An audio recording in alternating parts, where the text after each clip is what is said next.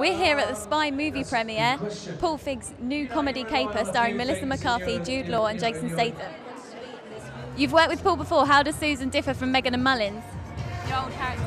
Oh, you know what? She's a much more timid character at first. I think she's a woman that's been a little undervalued and underestimated. And I love that within the movie we really get to see her come into her own and become a more confident person. And I think that's really fun to play.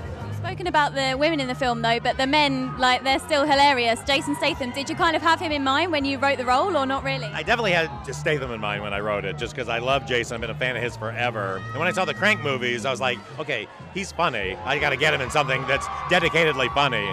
And so, yeah, he just delivered the goods, as you saw. I think they're going to get a lot of surprises. I think performances are going to surprise them. I don't think people are expecting this much comedy with a true spy action movie, and I don't think it disappoints on any level. So, you know, Melissa is what would they call in Hollywood, money in the bank. She always delivers the goods. She's always so great. We have such a great collaboration. We laugh on the set constantly, and she cares like I do about creating three-dimensional, emotionally real characters. Even though they're being funny, they're not silly, and you know that we really kind of ground everything. He's the greatest. I mean, he's wildly collaborative.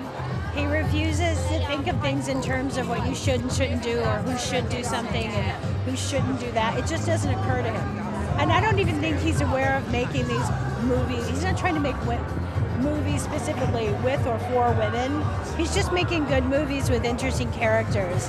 And you know, it's funny that so many people talk about it. I'm like, well, just follow him, right? Three-dimensional characters, and you know, that's what we all want to go see. I've always wanted to do a spy movie, and had years where I was like, I wish somebody let me make a Bond movie. And then when I started being able to make movies with funny women, I was like, well, wait, let me write my own, and then I can put one of the funny women that I know in it, and all the other funny women that I know. And so it just kind of came right out of me, and I was couldn't write it fast enough. And everybody I worked with was so dreamy.